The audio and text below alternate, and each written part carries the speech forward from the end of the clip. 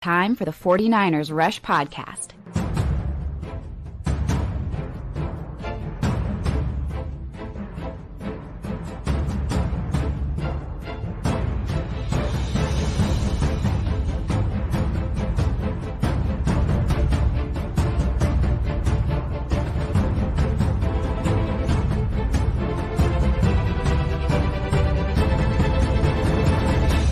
And here's your host, John Chapman.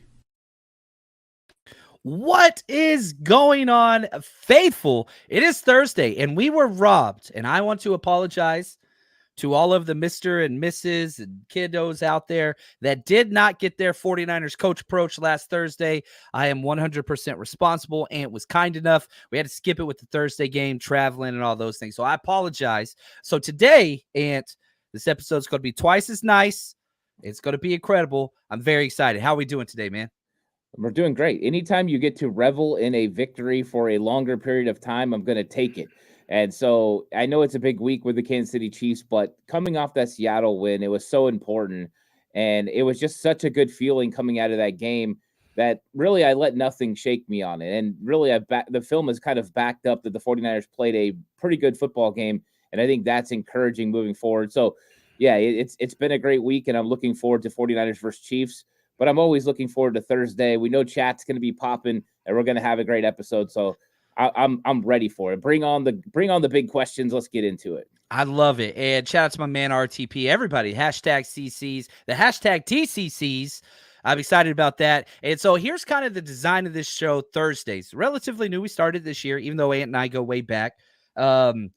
First half going to be kind of around what we saw on tape, the All-22, that perhaps we might have missed during the game against the Seahawks. And the second half of the show, what do we want to see coaching changes, right? So this coach approach, how would we address those things? Obviously, they're smarter than we are. Well, they're smarter than I am. They're not smarter than Ant. And we're going to kind of see what that looks like, and we'll go from there. And you guys, it's your job in the chat to get us off topic. Get us on some crazy stuff.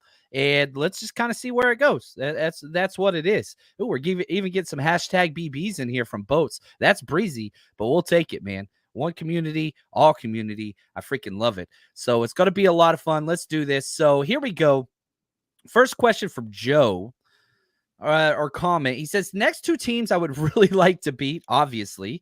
Kansas City hate goes back to the Super Bowls. My Dallas hate goes back to 1971. My Dallas hate went back to 1989. That's where mine went back to. I want to ask you, where do the Dallas Cowboys fit on your spectrum of hate? They're one of the ones I hate the most. The 90s, 1992, 93, 95, like that era. The amount of Cowboy fans that are in Northern California, it creates some real friction. One of my best friends is a Cowboys fan, so those times were not good for 49ers fans, and I absolutely despise them. I could not stand Nate Newton. I couldn't stand Michael Irvin or Troy Aikman. I don't like them. Jay Novacek still, if I hear that name, I get frustrated.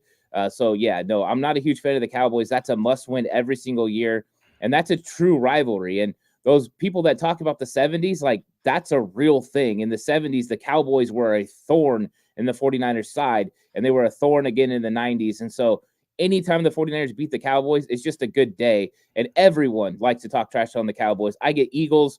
One of my friends, the Eagles fan, he messes me all the time. Cowboys hate, and I just love it. Let's just keep that going because nobody likes the Cowboys. I hate them. I hate them. I hate them. I hate them. I hate them, and I still hate them. RTP says the catch era for me, my man. And look at this. Speaking of hate, we're just doing like a Dave Chappelle haters ball. Hate, hate, hate, hate, hate, hate. I hate you, and I hate everybody you know.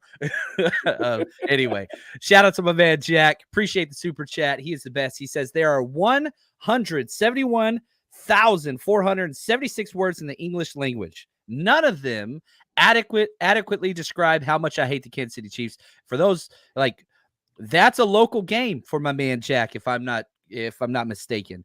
And Jack might have taken that Super Bowl loss harder than the rest of us, but I love this man. I appreciate you, Jack. I hate the Chiefs. I do hate the Cowboys more, but the recency of the domination, we haven't beat the Chiefs since 2014. It's been a minute. It has been a minute. And so, We got to go get this dub, man. And what's crazy is the 49ers are not only favored, but like it's the spread is growing. Like the money is going in on the 49ers side. You could say that was the same thing in the Super Bowl. I don't know. Is that crazy that the 49ers are favored? As somebody that watches all the tape all the time, why do you think the 49ers are favored in this game despite having so many losses against the Chiefs recently? I think it's everyone's waiting for that moment, for that shoe to drop, because the 49ers have been such a good football team over the last several years. And in fact, you could argue that they've actually been on paper a better football team than the Chiefs. This gives me feelings of early 2000s NBA, Sacramento Kings versus Los Angeles Lakers. Lakers have the stars, Shaquille O'Neal, Kobe Bryant. Kings probably have the better roster, yet the Lakers always get it done. And so it's not really a rivalry because one side always wins. And that's how this feels exactly.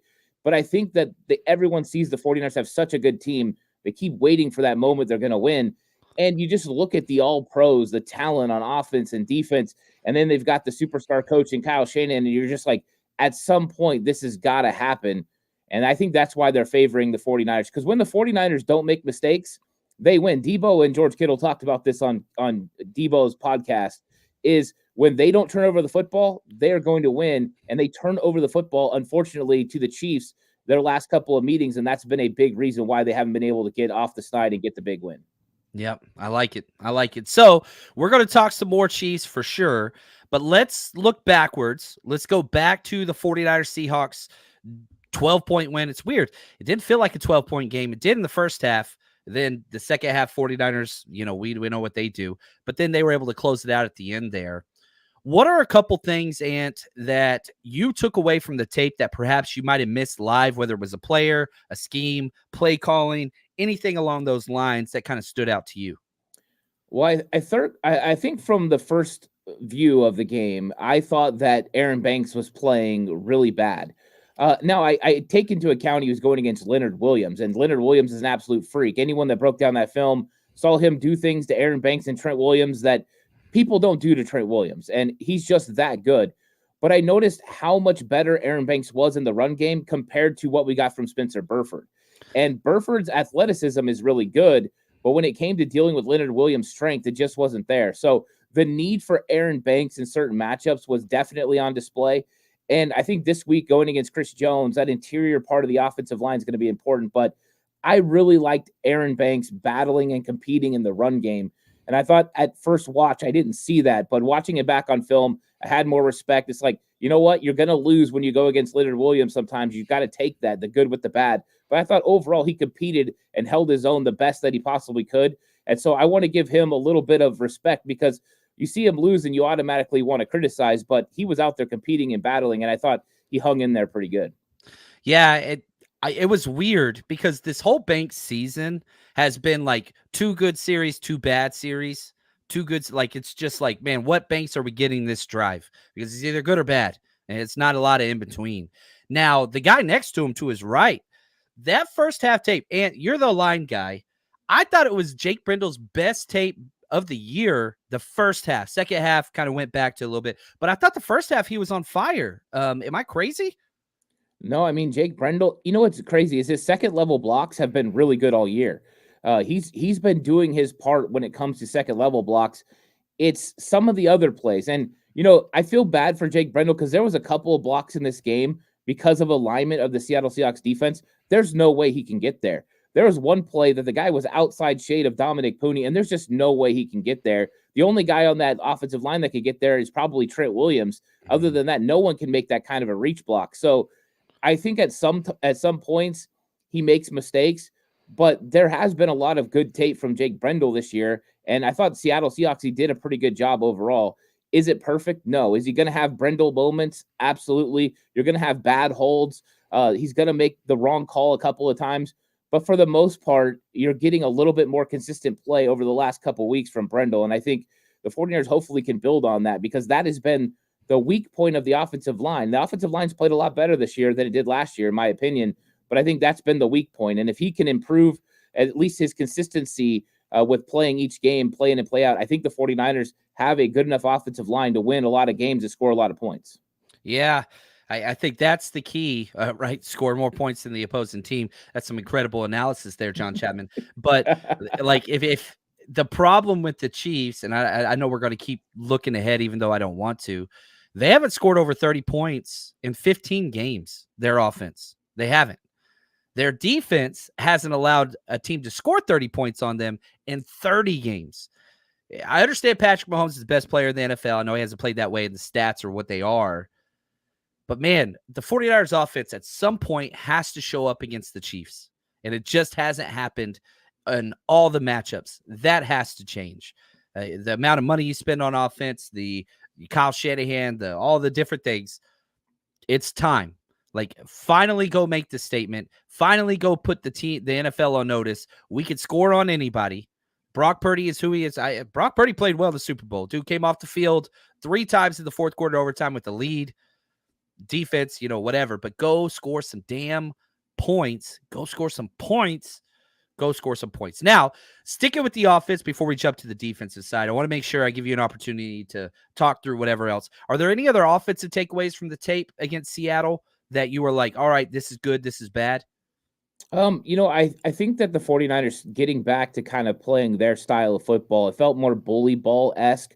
They were willing to kind of stick with the run, even if it wasn't going to net them the big explosives. We saw them handle the edge so much better in this game. They were able to get the toss plays going. Jordan Mason especially was doing really well reading his blocks, but you were getting great blocks out on the edge. And I thought that was nice because the 49ers have had some moments where they've struggled with some of the edge defenders, especially if you go back and you look at that Rams game. The Rams did a good job of kind of throwing off their game plan and kind of stymieing that a little bit. So I thought it was nice to see them get back to form. I'm hoping that continues, that kind of getting that identity of let's run the football, let's get play action pass going, and let's take advantage of getting Brock Purdy some good looks. And I think that if they can continue that, and Jordan Mason is going to be a big reason why, they're going to be just fine, because then they can find some matchups against the Chiefs. I know here we are getting ahead of ourselves again, but that's part of the reason you need to establish that run game is because you can find advantages against the Chiefs once you establish it. And I think we saw in the film one thing that was real clear for the offense. Once they got Dodson and those linebackers to engage on coming up to stop the run, it finally created those openings over the middle of the field. And Kyle Shanahan's doing what he normally does. He was using motions to go ahead and shift defenders horizontally to create those windows. And Brock Purdy was willing to whip it in there when he had the opportunity. So I thought it looked good. It looked 49ers football-esque. And I like that. Brock's still holding the football a little bit longer because he's looking for those plays down the field. 3.2 seconds on average that offensive line is having to hold blocks. Not too bad. So I'm hoping that they can continue to have some real good plays with that outside run game and then play action off of that. So my question to you is, Brock Purdy got the ball out 3.2 seconds like you talked about. That was I think the second or third fastest he's had all year, but it was the fastest the last 4 games. Do you think that they'll continue to speed up the release time, or do you think that they're kind of happy? 3.2 is a long-ass time across the NFL. It's fast for Purdy this year. What do you think that sweet spot is? I think it's been as bad as 3.7 seconds, 3.6 seconds this season. Where do you want, like, if you were saying, like, if you're the coach and you're back there, stop watching and practice, what's your kind of golden sweet, like the sweet spot for getting the ball out? I think you wanted it closer to 2.8 seconds. I think you want 2.8 to 3.0, kind of around there. They're not far off from this game in Seattle. He was getting through his progressions a lot quicker. I mean, that throw he made to George Kittle on the, in the end zone, he went through his progression. It was Debo, then it was Juwan Jennings, then it was George Kittle in the side on the pylon, and he went through it rather quickly. So I think that the way defenses are playing him, he's had to hold on to the football a little bit more as they've had to take some of those more deeper approaches. So hopefully now it'll start evening out as they've proven they'll take those deep shots, and they've got to continue to do that, because getting the ball out of Brock Purdy's hands is still good, because even though it was 3.2 seconds, he faced pressure on 50% of those snaps. Didn't have a single sack, but that's part of the reason why is because they have to hold on the football a little bit longer. Exactly. Well said. Ed, I like this. We got a couple comments that I want to dive into a little bit on here. Some offensive X's and O's talk. Ed says Shanahan needs to show some plays he's never done yet. He's getting predictable. And then the 49ers says, use the same plays. Team already know what is coming. Now, the one thing I will say about Shanahan and what makes Shanahan, this isn't even my own take. This is the Richard Sherman take on why he joined the 49ers back in 2019, I believe it was. The idea is this. Shanahan, and this is his dad, this is Kubiak, this is, you have a set of plays. You add wrinkles to the variation of those plays so that they always look the same. That is by design in the Shanahan scheme. You want to give the same look so that the defense can say, okay, this is where they run outside zone or outside toss. So we want to over pursue and make sure we take the outside runaway. And the first second of the play and formation looks the same, but it's a design cutback. You just didn't know it. If you want to look, they always run double deep in breakers. Well, the one time they did it, instead of double deep in breakers against man coverage or a cover 3 look, instead it's like a comeback outbreaker by Ayuk, and he draws pass interference because the cornerback realized, oh crap, I'm in trouble. So I understand the formations, and when we're watching the broadcast view, it's like, oh, here's the play. Shanahan does that by scheme. It's to lull you asleep and add wrinkles. Instead of the outbreaker route, we're running a corner. Instead of this, we're doing this. It's those little bitty tinkerings that cause so many problems for the defense. Am I missing something there? Is there anything you can add to that? Like, it's by design, right? Yeah, 100%. I mean, you run things very similarly like that to get defenses used to what you're doing. And then all of a sudden you break it off. All of a sudden you normally would run an in pattern at 12 yards. And the next thing you know, you run it at 15 and you get that corner to go ahead and flip his hips and turn to run because he thinks it's a vertical, and you're going to go ahead and hit that route for a big play. So I think that that's something that we see from Kyle Shanahan, that he makes little subtle adjustments to tendency and subtle adjustments to his concepts that end up creating big time plays. And you as a defense have to be disciplined to where, oh yeah, I see pre-snap, we're probably going to run this concept, but post-snap, it looks completely different. And I think that's exactly what Kyle Shanahan does. And it's also, how many times can I run the same thing from a bunch of different formations and a bunch of different motion and personnel groupings to kind of get you used to something, or to get you in a matchup that you don't like? It might look like the same concept, but now I've got Debo matched up on Bolton, the linebacker, and now it's advantage 49ers. And that's kind of what Kyle does with the system. Yeah. Now I am with you that you need some trick plays. I am clamoring for the, we keep bringing Kyle Juszczyk out there as the third down back. I want a handoff to Kyle Juszczyk crossing the face, right? So we're in the shotgun formation. Kyle Juszczyk to the left of Brock Purdy. You hand it off. You max protect slide kind of zone right look. Brock Purdy sneaks out to the left wheel route. I'm telling you, I've seen him practice it in practice. This would be a perfect week for that. Yeah, plus it's fun. Anytime you do some of those plays, you get out here. Yeah, 49ers, Ben Johnson, that dude is like the most crazy trick play guy ever. I loved what he was doing against the Cowboys. It was just embarrassing. But the 49ers, it seems like you really dislike Shanahan. That's cool. That's welcome. I will argue, and I think the rest of the NFL will argue, Shanahan is guaranteed a top 3 to 4 play caller wherever you put him there. Andy Reid's number 1. I don't have a problem with that. Yet you look at the offensive statistics for the Chiefs, they're not that good. They're 15th in points scored. So and that's with the best quarterback on the planet. And I know he hasn't played that well this year. 6 interceptions, not great, but I think if all 32 teams could pick any player, every single team would pick Patrick Mahomes. Maybe 1 or 2 might take Josh Allen. I don't know. You think all 32 teams would pick? I used to do this in the old Madden where you could wipe the rosters and do the fantasy draft. And so you'd build your team. I'd always be the 49ers. And then you'd pick your players. 32 teams would pick Patrick Mahomes first, right? I would sure think so. I mean, this is a 3-time Super Bowl winner who can make every single throw on the field.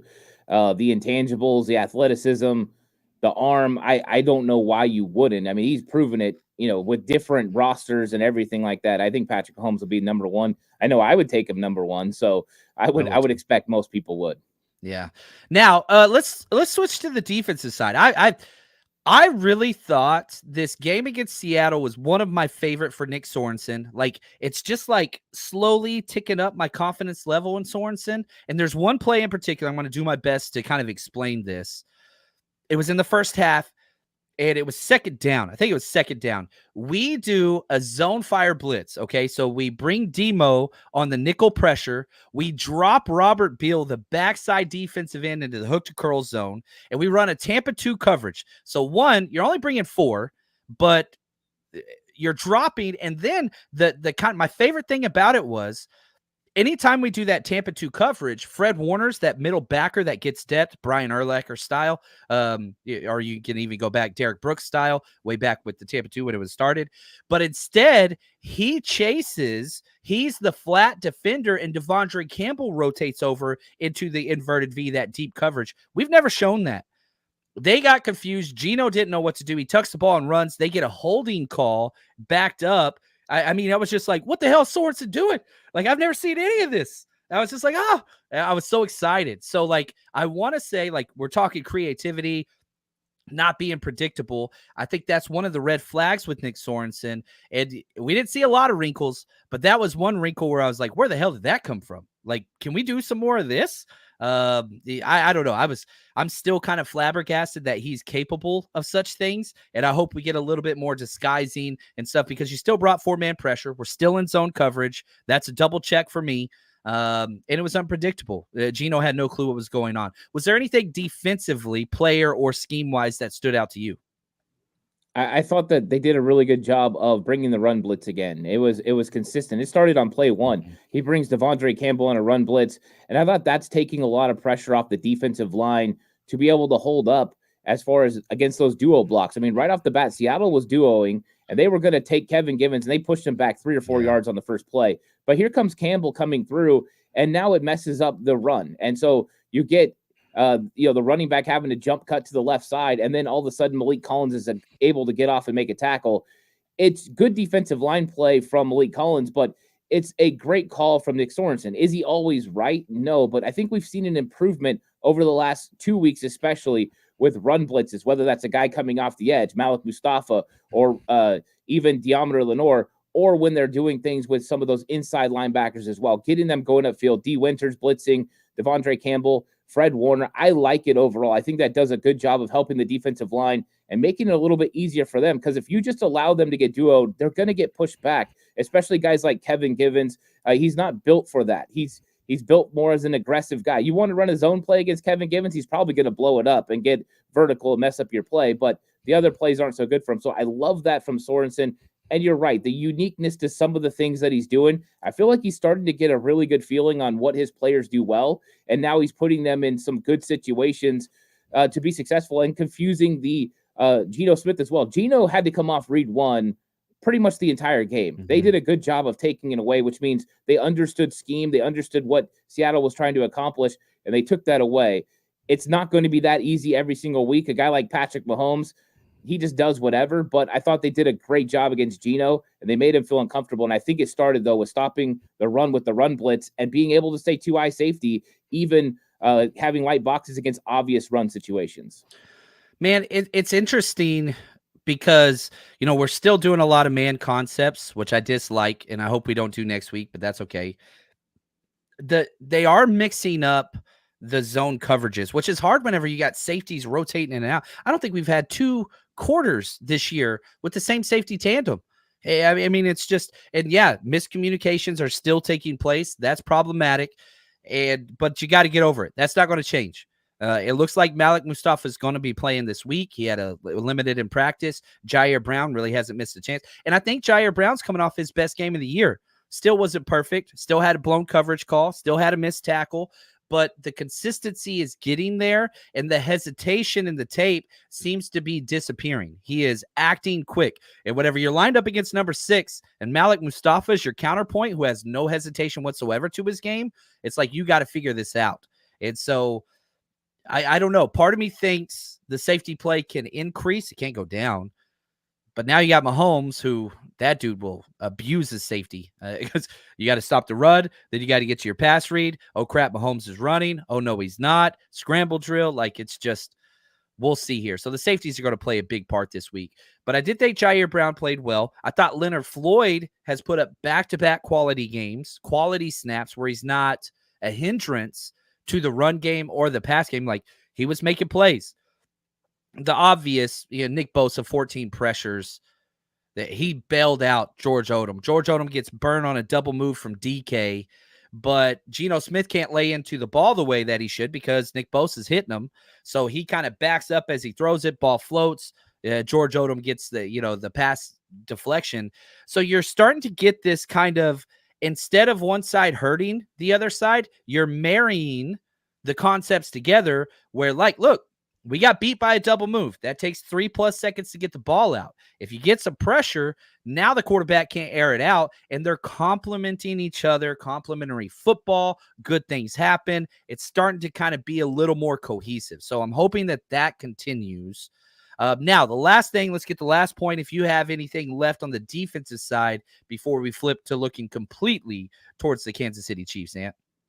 Yeah, I think one thing you brought up, Jair Brown, that I've been a little worried about, and I thought it kind of reared its ugly head again in this football game, was he doesn't always align right. And we had a situation where he's yelling at Deommodore Lenoir to go back to the 3 receiver side, and Lenoir's like, nuh-uh, you're supposed to be on the third man on the inside on that side of the field. Get over there. And he almost didn't get there in time. So there's still some confusion on some of the alignments, but it's like, I love that Deommodore Lenoir and some of these other guys are like, you know what, Jair, no, get over there. Like, take charge. I think they've been missing that. They don't have Hufanga. They don't have that veteran like Deshaun Gibson on the back end. And I think that's been a little bit of the problem with the defense. But you're right. Jair Brown, overall, he plays well. He tackles well. I think that's a good part of his football game because they need him to tackle well. And he's going to have a tough one this week. They have to figure out how they're going to handle Travis Kelce. And a lot of that usually fell on a guy like Deshaun Gibson or Drake Greenlaw. Neither one of them are playing in this game. It's going to come on to Jair Brown and others. And so I think he needs to continue. If they can get really good play from that safety position moving forward, this defense is going to take another step in the right direction. The consistency with the coverage down the field, you brought up George Odom. He got beat twice deep. And I think that's one of them got called back because of a penalty.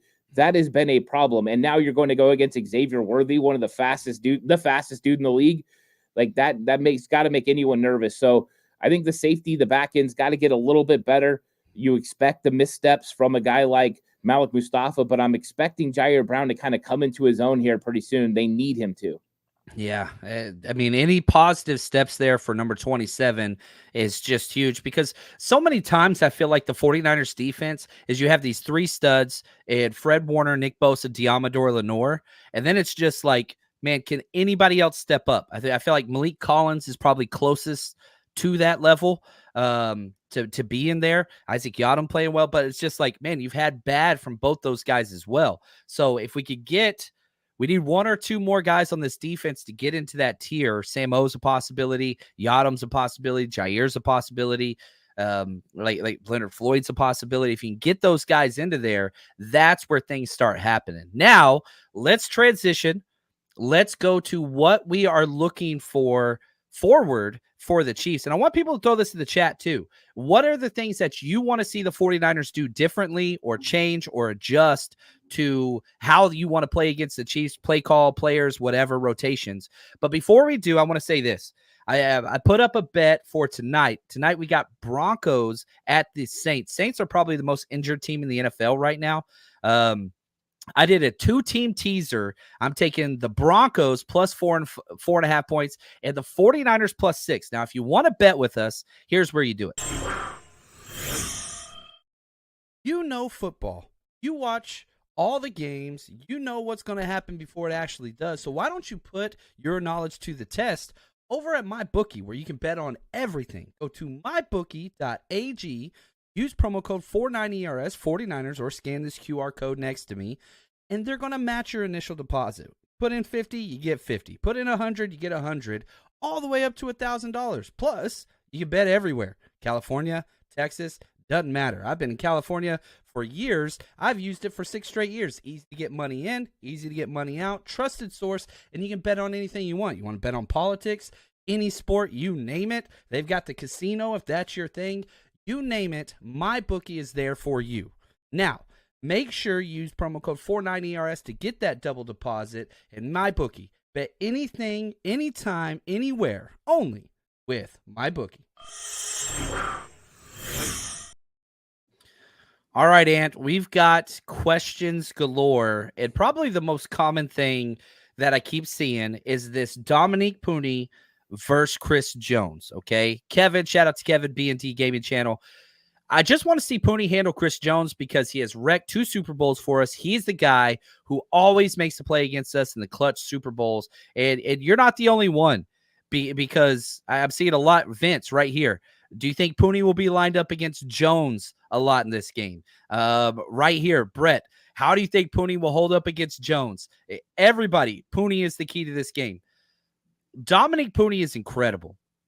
However, and this is the problem. I remember when in the NFC Championship game when Brock got hurt and somebody was like, man, how can you put a number 2 tight end against Hassan Reddick? And I'm sitting there as a defensive coordinator screaming, it's not up to the offense. You don't get to pick who blocks the defenders. The defense picks who blocks whom. That's just what it is. Now, you can pick how many, but you don't get to pick who because Chris Jones lines up everywhere. He has 6 different defensive alignments. He lines up wide 9 right. He lines up in a 5. He lines up in a 3. He lines up in a shade. That's just on the right side. He does the same thing on the left side. So will Dominic Pooney get reps against Chris Jones? Yes. I doubt it's more than 12 snaps. Because if I'm the Chiefs, and this is what Spags does, he finds a weakness, and I'm going to put my best guy on him. Whenever I coach, that was my favorite thing. I would tell my D-line coach, look, find the worst offensive lineman they have. And we would find this in tape. We'd do this in scouting.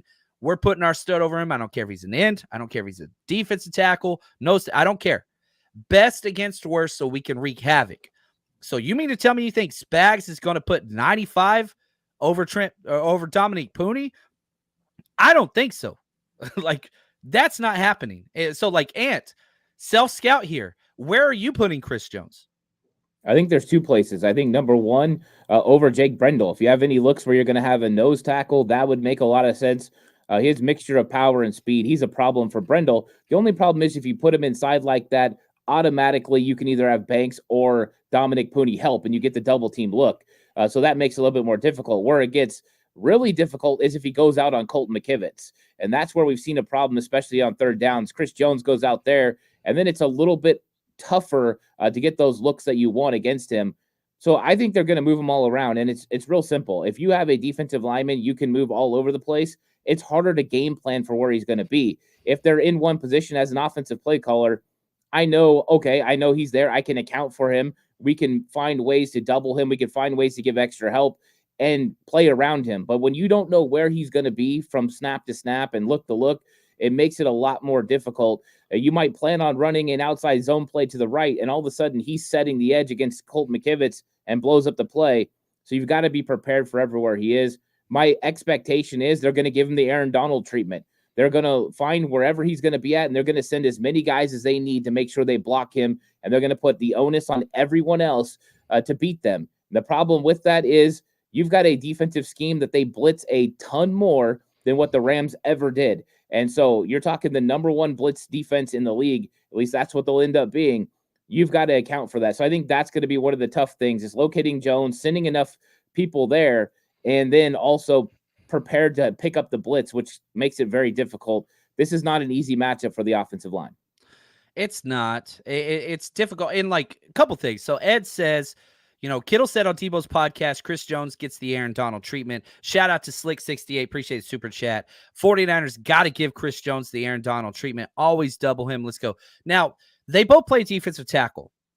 But, again, I was at the draft. I don't know if I've told this story to you. I'm at the draft. This was in Chicago. And I go to the bathroom. I'm drinking too much beer. It's in the 2nd round. It was awesome. And I'm on my phone tweeting something stupid.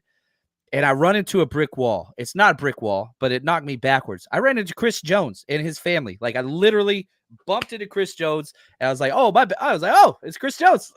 He had his hat on. He just got drafted. He was going back with his family to the green room. Dude's gigantic. Aaron Donald, 6'1", 280. Chris Jones, 6'6", 315. They're not, like, I understand they play defensive tackle, and I'm not saying Chris Jones is better. I'm saying he's completely different. That's all.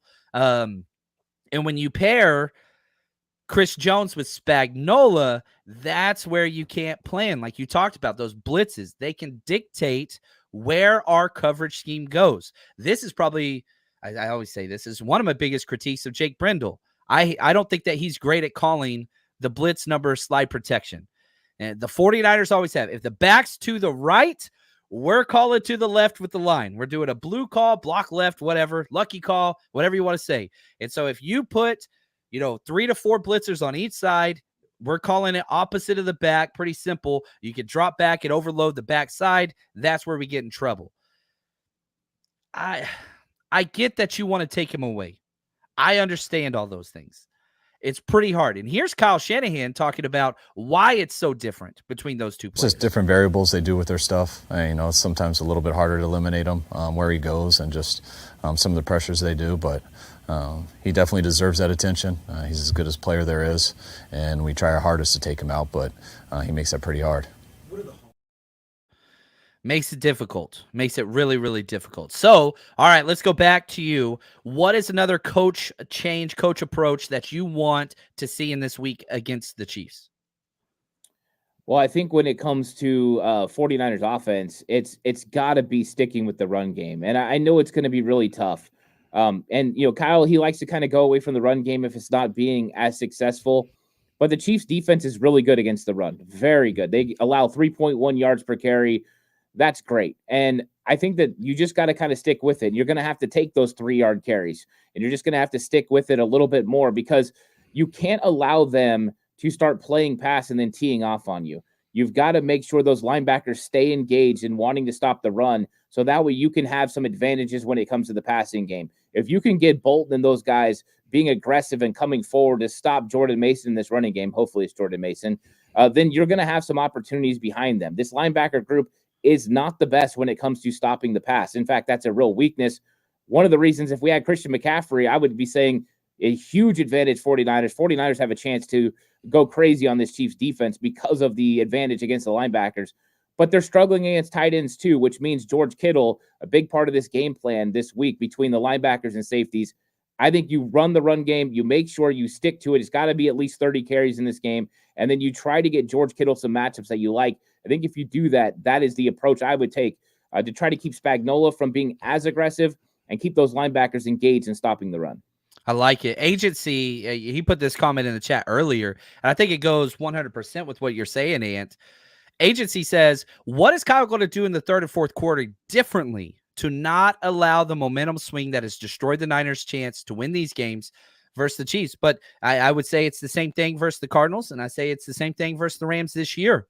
You go back to the Super Bowl, you quit running the ball in the third quarter. You just quit. You can talk about the Seahawks game. You come out in the second half, you call 3 straight pass plays, you go 3 and out. You got to stick with the run or at least have the illusion or threat of the run. Play action plays are not running plays, but that gives you an advantage. And so even on, like, sometimes we're going to go out there and call a first down pass, incomplete pass, whatever. Then you're going to call a second down pass and might not get it. Well, third down, you're going to pass. That's okay. But I hate when Shanahan does these empty sets with no play actions on an entire drive. And I know sometimes Brock's feeling it and they see that we can take advantage of this. Don't do that.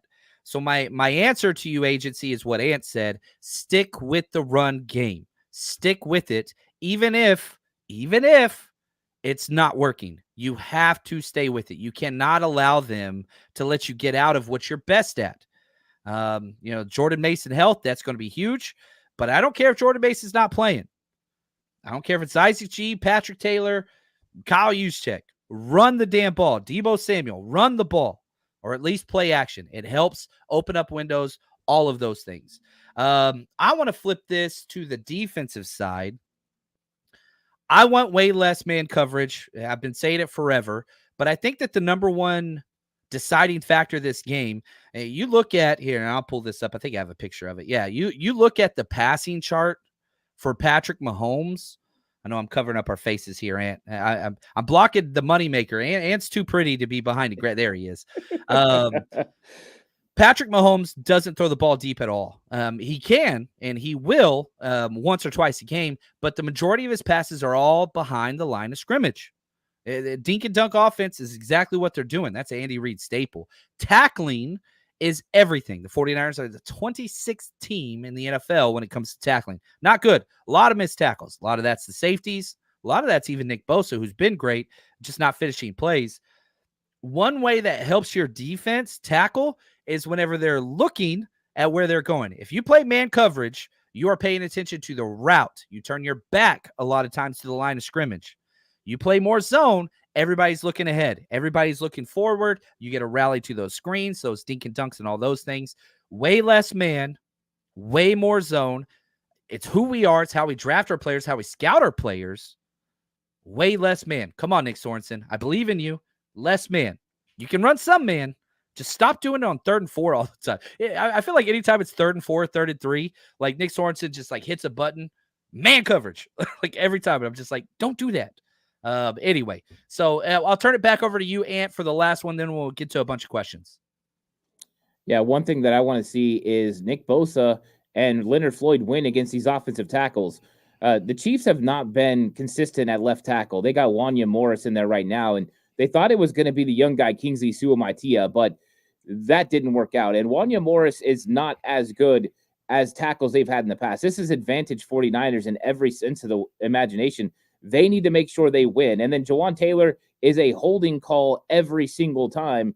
He's just not that good. Now, he has been better this season than he has been in past seasons, but right now, I think they've got to be able to win on the edge. And the Chiefs don't normally like to chip. They don't normally like to give help. They like getting their guys out in the routes and letting Patrick Mahomes, like you said, get rid of the ball quickly and spread you out horizontally. That's what they're trying to do.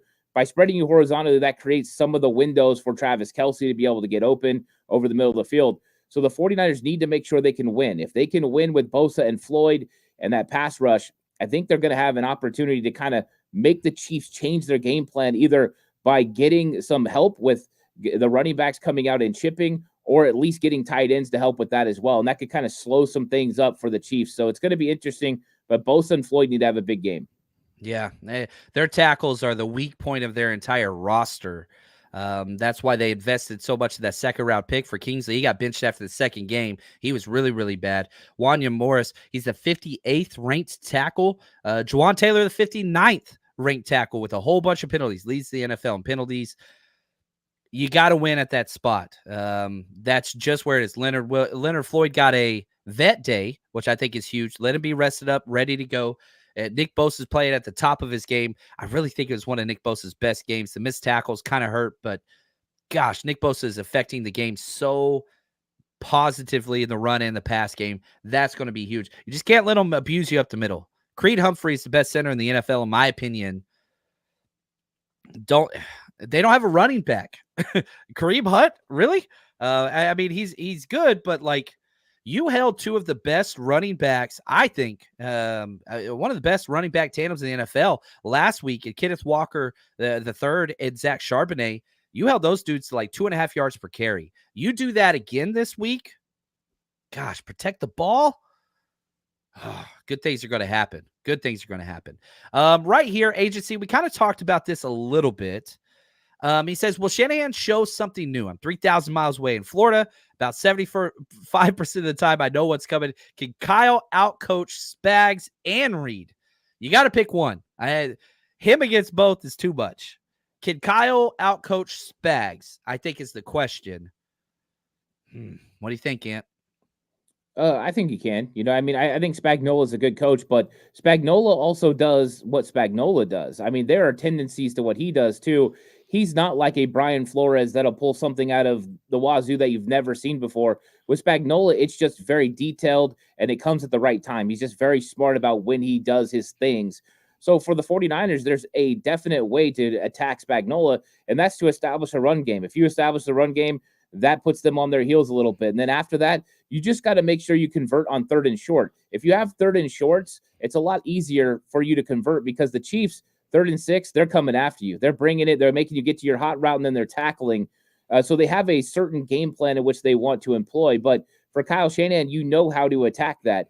And even though they know Kyle Shanahan's concepts, he also knows their concepts. So being able to break their tendencies, and what do we know about Kyle? He sat in Tampa Bay's coaches meeting rooms and learned how to break defenses rules. And if you can break a defense's rules, that's when you're going to have plays.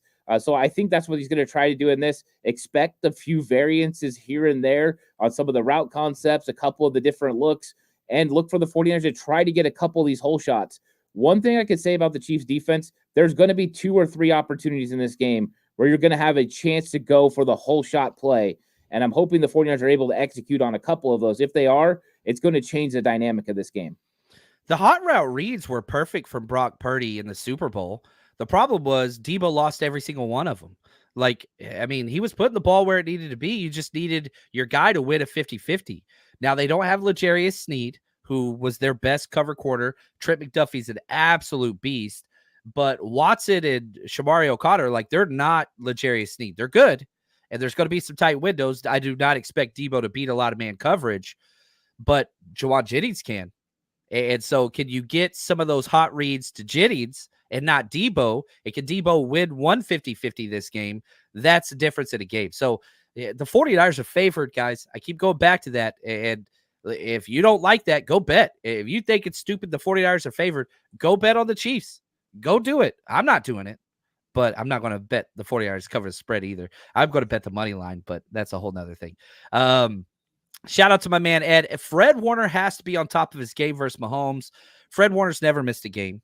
Fred Warner played injured on a short week, and I thought he had 2 of just incredible plays. That screen tackle against Kenneth Walker on 3rd down where he stopped him 2 yards short, fighting through an offensive lineman was just uncanny. And there was another play on the same drive, in fact. He's mugged up in the A gap. They run it opposite C gap. He has a center and a guard on him because he's lined up on the line of scrimmage like he's pressing to blitz, fights across the face, both of them, and makes the tackle for a 2-yard gain in the opposite C gap. Like, Fred Warner is still Fred Warner. And on one of the goal line plays, he almost got a pick, and Geno had to sell it. Incomplete pass. Our 2 guys ran into each other, by the way, on that play. Wide open wide receiver. But Fred Warner drifting over into the throwing lane. Like, Warner's on point. And so that is a matchup that I do care a lot about. And I'm betting on 5-4. That's all I got to say. David, he says, off topic, whatever happened to Clayton producing the show? Clayton's the freaking man. Still consider him a great friend. He's just doing his things down in Arizona. But he's getting all of his stuff going. And so it wasn't any like bad fallout or anything like that. He's just busy. And we love that dude. That's what it is. So nothing more of that. Here we go. McCory, more D winners, less Campbell. Agree or disagree, Ant? I think in certain situations, yes. I think it was a couple weeks ago that I came to grips with the fact that I wanted D Winters out there on nickel situations over Devondre Campbell. I think D Winters is just more athletic, is a little bit better in coverage, but I think I still want Devondre Campbell out there playing, that strong side linebacker spot when they're in their 4-3. And I know he's the will linebacker, but that's where they've been putting him. He's still really good against the run, and they need Devondre Campbell right now. But at some point, D Winters is going to be that guy consistently that can be that linebacker. But I don't think this is the time. This isn't the year. But if you told me that he's in on nickel situations, I'd be okay with that. I think one of the frustrating things about Devondre Campbell is there'll be a play like in the first drive where he gives up a big 3rd down catch because he gets out of position against DK Metcalf coming across the middle. And then you look fast forward to the 3rd quarter, and they put him out wide on Zach Charbonnet one-on-one, and he's running stride for stride in perfect coverage. And it's like, man, if we could just get that kind of play consistently, this linebacker room would be even better. So I like Campbell as far as a veteran against the run. I like D Winters a little bit more in coverage. We'll see if the 49ers pull a trigger. They kind of flirted with it a little bit last week, but then went back to Campbell down the stretch. So I don't think they're ready to pull the trigger yet. Yeah, I don't think they are either. And I'll say this, Campbell had some really bad plays early. He settled down pretty good and played decent late. It's not consistent, still missed tackles, still not great in coverage, but he did have some good plays in coverage. There was one play, it was just like, running back breaks out to the flats, and it was a scramble drill. He scraped over the top, had a tackle for like no yards after catch against Kenneth Walker. Like, it was incredible anticipation. Like, Campbell's bad, but it's not all bad. And so walking away from the film this morning, I was like, you know what? Yeah, it's not near as bad as I thought it was. So take that for what you will. 50 Casual says the 49ers were favored in the Super Bowl. They were, and they went to overtime. And so I apologize to everybody's ears. Okay. This is going to be bad. I can't believe I'm doing this. But here's a clip. Shout out to our guy, Eric Meiser, that runs our Instagram. Here is Kermit the Frog talking about why the 49ers and the Chiefs always come down to one play. So, sorry, guys. Here's Mahomes. Whenever you have two great football teams that meet up in the Super Bowl and meet up in all these big games, there's going to be a history between that. And so, obviously, we've been able to win those games, but we know how good this football team is, and we have a ton of respect for them. And so it's not like one play couldn't have changed all these football games. And so we're going with that mindset of we just got to make the plays whenever they count. I think it's as big as a regular season game you could play in. But, I mean, they're a great football team, and I always like going up against the best, and that's what we're going up against this week. And so we understand that it's going to be a big game. We understand that it's going to take our best to win. And so you just have to have extreme focus and know that it's going to be one play that kind of decides the entire game. And that's what he's best at. Like, you can look at the stats for Mahomes this year. They're terrible. Just same amount of interceptions as touchdowns. Him and Geno Smith both have 6 touchdown passes, 6 interceptions. But it's more than that. His QBR is not good either. He doesn't have the weapons to throw to. However, when the game is on the line, he's going to deliver, or the refs are going to deliver for him. That's just the way that it goes. And that is what they are best at. The 49ers, they're a first-half team. Can you get a lead big enough in the first half that they can't climb out of? Couldn't do it against the Rams this year. You couldn't do it against the Cardinals this year, but you did do it against the Seahawks. So you're kind of trending in the right direction. But these games, man, it's a 1-point spread. 1 point. It's one play.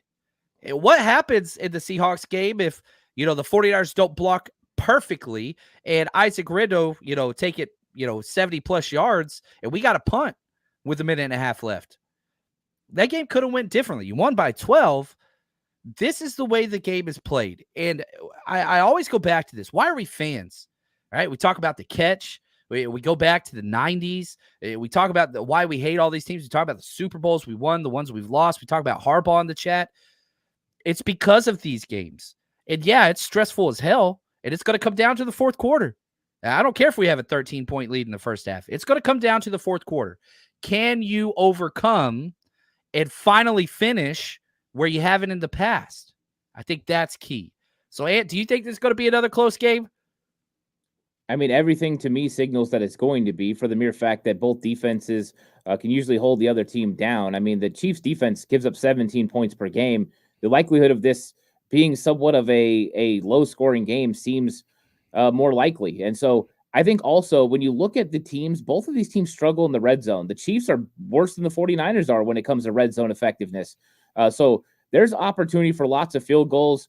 And I think that's where the 49ers have their advantage, is they've got to make sure the Chiefs are kicking field goals, because they are prone to do that. If they can have that sort of success, maybe they can build enough lead. But I don't know. I don't think this game gets out to 13 or 17. I think, maybe a 10-point lead for the 49ers. And I know that's going to be scary for a lot of people. We got to have 11. You got to go to 11, not 10. 10's bad. Right. And that's the thing. It's going to be tough. You see 10 up there, you start having some bad feelings about it. So I don't know. I think it's going to come down to the wire, but I'm hoping. Now, this is me just being optimistic. I have seen avenues for the 49ers to be able to score points in this football game, but they're going to have to go out there and prove it. They're going to have to go win in the red zone when they have those opportunities. Field goals are not an option this week. You have to score touchdowns. Hold them to field goals. They have one of the best field goal kickers. You got to score touchdowns. You got a replacement field goal kicker. And, the 49ers, I appreciate how active you are in the chat today. Thank you. I want to push back against this. He says Shanahan's blown leads in the Super Bowl as an OC head coach. It's a habit, not willing to break. Well, Kyle Shanahan walked off the field 3 times in the fourth quarter of the Super Bowl with the lead. 3 times. 3 times. Defense that you got to play together. You got to play together. Mahomes is going to do his thing, but you got to out Mahomes. That's what you got to do. You want to be the best, you got to beat the best. It's that simple. And yeah, it's frustrating. And yeah, the refs aren't going to be on your side. Don't give a damn. You got to go out there and win. I think the 49ers are more than capable. And you are the absolute best. This has been a blast. It's a blast every Thursday. Now, for the rest of this week, y'all got to go follow the 49ers Cutback. We got Madden Simulation tomorrow. Then you've got your preview game on Saturday. After the game, you're going to watch the recap over on the 49ers Cutback. Download, listen, wherever you get your content, type in 49ers Cutback. And I want to say thank you. That's going to do it for us. You are the absolute best. Appreciate the chat. Y'all are bumping today. Always bumping. But until next time, we're going to beat the Chiefs. We're going to beat the Chiefs. We going to beat the Chiefs, Ant? We're going to beat the Chiefs. It's happening. This is 94 Dallas Cowboys vibes. We're beating them in the regular season. Let's go. I freaking love it. All right. We're winning. Y'all heard it here. Can't take it back. And until next time, stay strong, faithful.